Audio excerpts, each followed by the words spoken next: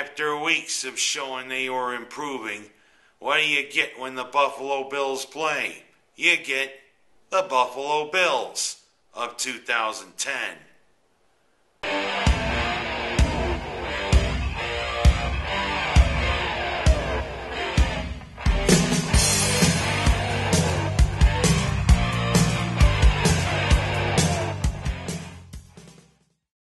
Lo and behold, it was another vintage of the Buffalo Bills 2010 season.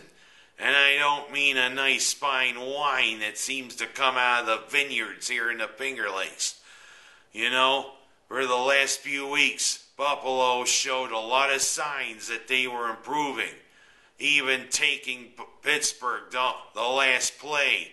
But then they go up into Minnesota to the Hubert H. Humphrey Metrodome, or whatever name it is known by, and they play the Vikings.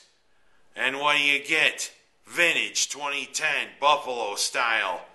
3 plays into it, Brett Favre, who is probably playing his last time, or so we think, against the Buffalo Bills, gets knocked out of the game by rookie linebacker Arthur Moats, who came up from his castle and knocked him silly.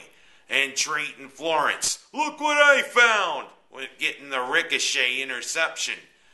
And then a few plays later, the one who's been the heir apparent in Minnesota for a while behind Favre, Travaris Jackson, getting in the game to show his stuff.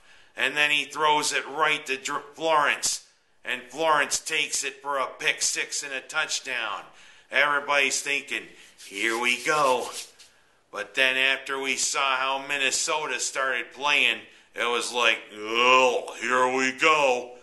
Because guess what?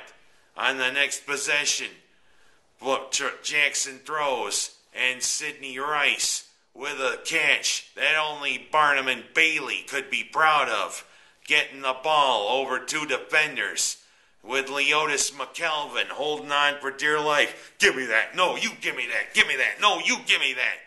But of course, the rule in the NFL, if both the defensive player and the offensive player have the ball on their hands simultaneously, possession goes to the offensive player. And that's what they did with Mr. Rice.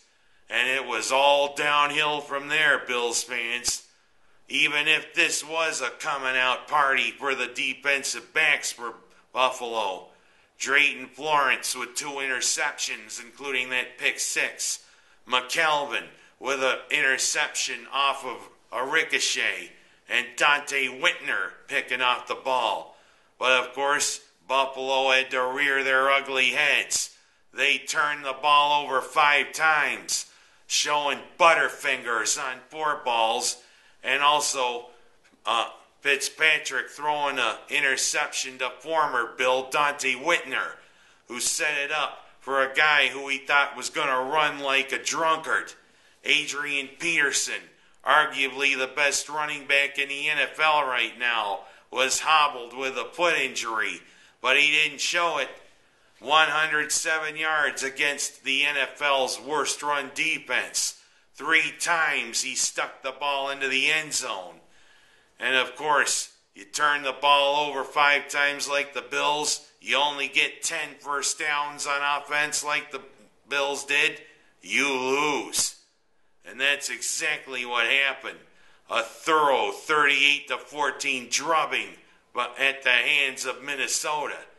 Minnesota, a team that had been in turmoil this year, especially getting rid of Coach Ray Childress and all what been going on with Favre and the rest of the team. You thought maybe Minnesota was ripe for the picking, but Buffalo was ripe for the picking this week. They showed why they're among the bottom feeders of the NFL, 2-10 and not going anywhere. And guess who comes into Orchard Park next week? Our old friends from down I-90. That's right. The team with probably next to Buffalo, or they kind of rate them ahead of Buffalo, the most passionate fans in the NFL, the Cleveland Browns. Heck, you gotta wonder if a few members of the Dog Pound are gonna make it up to Orchard Park. Be wondering if you hear cheering like, hoo, hoo, hoo, hoo, hoo, hoo, right there in the Ralph Wilson Stadium. You know, those Dog Pound fans are known for their wiliness and that. Heck, games have been changed by the Dog Pound, including when they used to throw debris at them. But you know, they kind of cracked down on that. But those Browns fans are still Browns fans.